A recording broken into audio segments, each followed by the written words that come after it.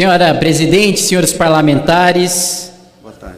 ontem foi aprovado um destaque de minha autoria que basicamente derruba um veto parcial do presidente da República sobre um projeto que trata de denunciação caluniosa com fim eleitoral.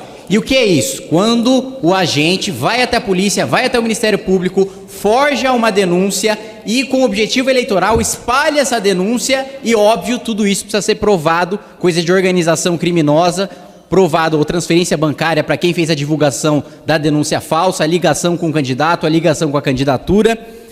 Até o deputado Hélio Lopes havia publicado que seria um projeto em relação a quem compartilhasse fake news estaria preso. Não é verdade. Fui até o gabinete dele, expliquei, ele reconheceu o erro, publicou errado no seu Twitter.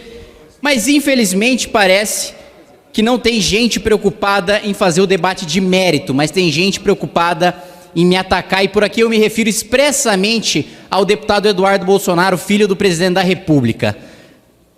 Ele continuamente espalhou mentiras em relação ao projeto, falando que eu estava vendido ao centrão, canalha, defendendo censura e não sei o que, não sei o que lá, sendo que em 2014 o seu pai, enquanto deputado, Jair Bolsonaro, votou 2 vezes pelo projeto integralmente. E eu não me lembro do então apenas filho do deputado federal Jair Bolsonaro reclamar desse voto. E mais, ele mente sobre o mérito do projeto, me coloca como um suposto agente do Centrão, mas esquece que ele mesmo votou em Rodrigo Maia para a presidência da Câmara e eu votei no candidato Marcel Van Hatten. Portanto, é alguém que se posa, né, de muito macho, que se posa de muito valente em rede social, mas pessoalmente não tem a mesma coragem. Eu, aliás,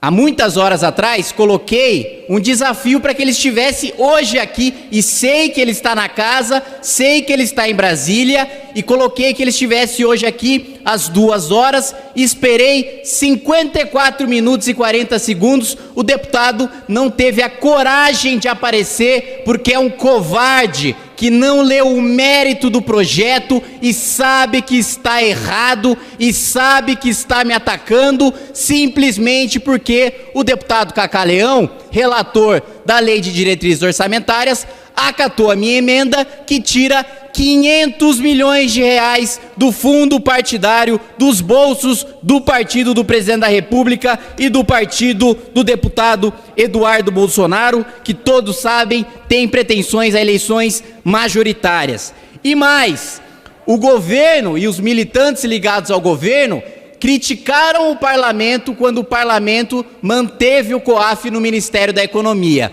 Falaram que era o fim da Lava Jato, falavam que era um ataque ao ministro Sérgio Moro. Eu mesmo optei por transferir o COAF para o Ministério da Justiça, afinal acho que é uma questão interna corporis, o governo decide como se organiza, mas outros deputados que tiveram outro entendimento votaram pelo COAF no Ministério da Economia e foram taxados de corruptos, de vendidos, de inimigos da Lava Jato.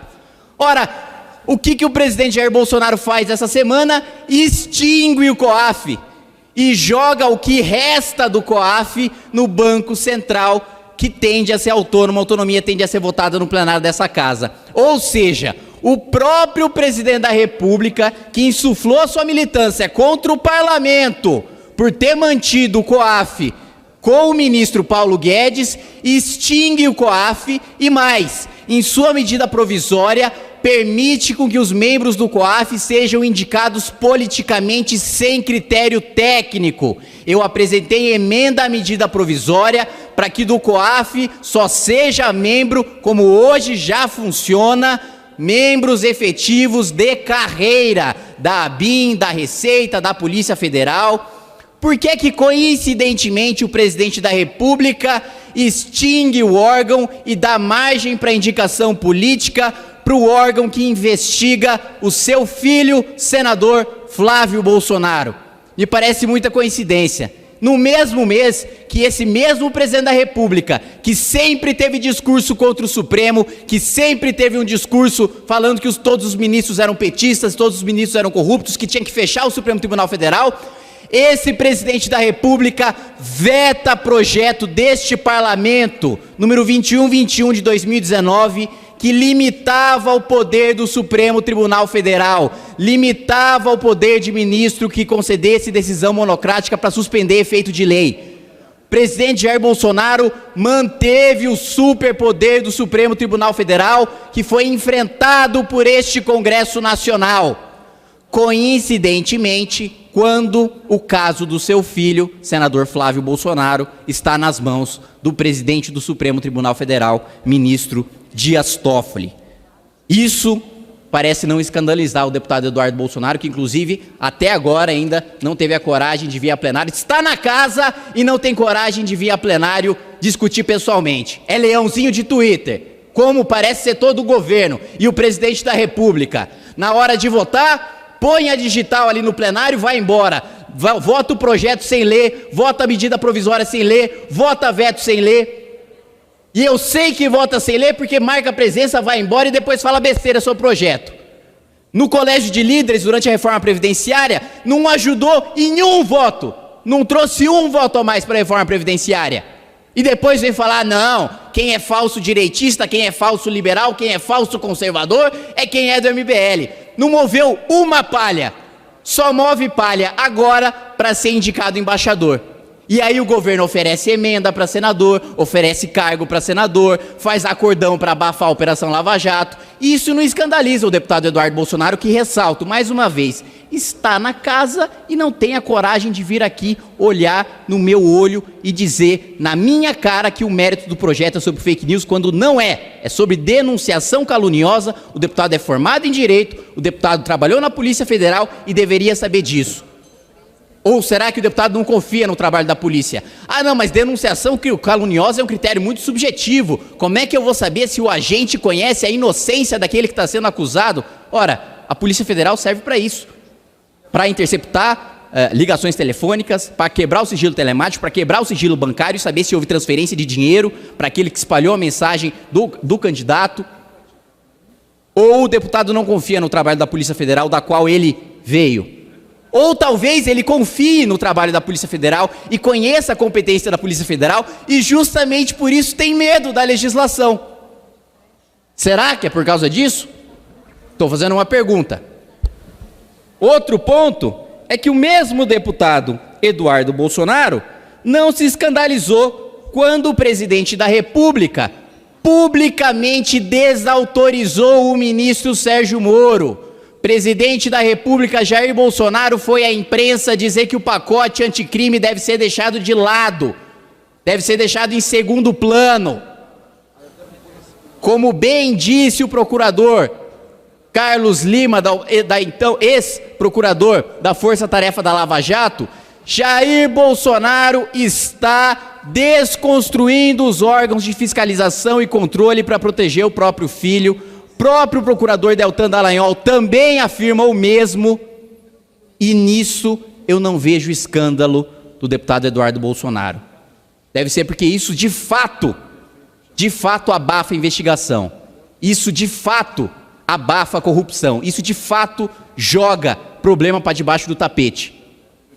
Agora, o projeto da denunciação caluniosa, se for qualquer um que espalha fake news agora vai preso, então, pelo amor de Deus, vai mandar metade do Brasil que desavisado compartilha sem querer uma mensagem, vai preso. O deputado sabe, conhece o Código Penal e sabe que quando a modalidade culposa não está expressa, ela não existe. Não se prende uma pessoa por culpa, caso ela não tenha agido dolosamente, com a intenção de caluniar, com a intenção de se promover politicamente, que é o que está previsto na legislação, intenção eleitoral, não vai ser punida. O deputado sabe disso, mas afirma o contrário por pura canalice.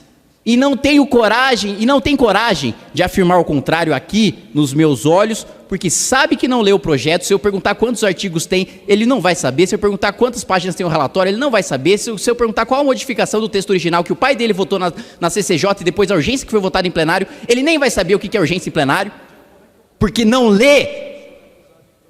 E utiliza como pretexto para criticar porque perdeu o fundão. e quer atrapalhar o trabalho do ministro Sérgio Moro junto com seu pai, que agora faz acordão para abafar a Operação Lava Jato, sim. Portanto, deputado Eduardo Bolsonaro, quer criticar um projeto, quer divergir no mérito? Está aqui a deputada Érica Cocai. Eu divirjo nela em vários projetos na Comissão do Trabalho, mas ela eu sei que lê os projetos. Ela é petista, eu discordo diametralmente da visão de mundo dela, já fiz várias críticas ao partido dela, ao ex-presidente Lula, mas eu sei que lê o projeto, está na comissão e trabalha, e inclusive ajudou a barrar o decreto do presidente da República, que o PSL não foi na Comissão do Trabalho votar para manter. Eu estava lá, PTB estava lá, MDB estava lá, Novo estava lá, agora do PSL só tinha um deputado. Nisso também o Eduardo não se escandaliza. Ah, derrubaram só um decreto do meu pai, tranquilo, não tem problema nenhum, não preciso mobilizar a base, não preciso trabalhar politicamente, não preciso trazer voto. Estou deputado aqui só para ser embaixador. Meu período como deputado aqui parece que é... O período do deputado Eduardo Bolsonaro como deputado parece que é só para passar férias enquanto ele não assume a embaixada. Enquanto não consegue comprar o voto de senadores o suficiente. Portanto, tome coragem, tome vergonha na cara. E peço um minuto para concluir, presidente. Venha, comece a comparecer ao plenário, na reunião de líderes, leia os projetos, debata o mérito, em vez de ficar espalhando mentira de quem faz trabalho sério nessa casa. E ainda por... O pior de tudo é ser rato, é ser covarde, é não ter coragem de vir aqui e falar na minha cara o que fala na internet. Isso é coisa de moleque. E olha que eu sou 10 anos mais novo que você. Tenha vergonha, deputado. Nós acompanhamos aqui ontem a derrubada de um veto presidencial, está sendo conhecido como o veto das fake news, né? E para que não haja sombra de dúvida sobre o que eu vou falar aqui, eu vou ler o texto que foi vetado pelo presidente, que foi exatamente o parágrafo 3º do artigo 326-A. Diz aqui: incorrerá nas mesmas penas deste artigo quem, comprovadamente ciente da inocência do denunciado e com finalidade eleitoral, divulga ou propala por qualquer meio o ato ou fato que lhe foi falsamente atribuído. Pena, reclusão de 2 a 8 anos e multa. Primeiro, senhor presidente, eu corroboro aqui os argumentos da AGU que fundamentou esse veto, dizendo que faltou aqui proporcionalidade. Não estou entrando no mérito do dispositivo, mas se pararmos para pensar que um homicídio culposo, quando você tira a vida de alguém, ainda que sem querer, isso é punido com 1 a 3 anos de cadeia, e você imaginar que você está propagando uma notícia com finalidade eleitoral de alguém a quem teve falsamente atribuído assim um crime, 2 a 8 anos, não dá para entender. Um crime contra a vida, 1 a 3 anos. Um crime contra a honra, 2 a 8? Então, para começar por aí, já é para botar o pé atrás. Indo mais adiante, isso daqui, a esquerda comemorou, e está comemorando até agora, mesmo com a chapa Haddad tendo sido condenada por fake news. Repare, o petista foi condenado por propalar fake news, e essa lei aqui, eles comemoraram daqui a pouco tempo, para que as pessoas tenham noção ainda dessa desproporção. O goleiro Bruno foi solto após 6 anos de cumprimento de pena. 2 a 8 anos realmente não é proporcional. E isso se estende até para a imprensa. Em 2014, teve uma capa da Veja, quem puder dar um Google e ver, chamava assim, eles sabiam de tudo. Aí tem a foto do Lula e da Dilma.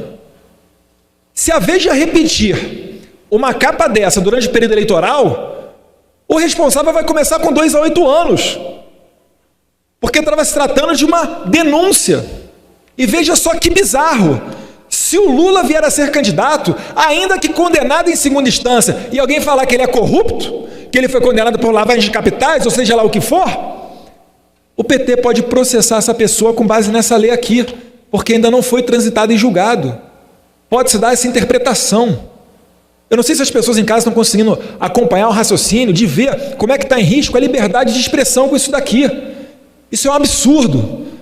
É por isso que eu me comprometo a buscar o presidente do meu partido, porque o partido é o legítimo para propor ações diretas de inconstitucionalidade junto ao STF, para que a gente consiga barrar essa lei. Isso aqui vai amordaçar a liberdade de expressão. E repare, senhor presidente, Está falando aqui um deputado que é constantemente vítima de fake news. Mas ainda assim eu prefiro que as pessoas tenham a liberdade para falar o que bem entenderem e depois, se for o caso, eu, a vítima, que os acione na justiça com base no crime contra a honra, do que amordaçar todo mundo, do que todo mundo ficar com a faca no pescoço, com medo de falar alguma coisa, por causa dessa lei aqui da fake news. E diga-se de passagem, o veto foi destacado por um deputado que não é de esquerda. Então, senhores, é chamar atenção para isso. Falta clareza, falta proporcionalidade. E no mais, eu acredito que o que tem que vigorar é o debate, são as informações. A gente não pode viver mais com uma censura velada, seja lá para quem for, seja para a direita ou para a esquerda. É isso que eu queria dizer, senhor presidente. Muito obrigado pela benevolência do minuto para a conclusão.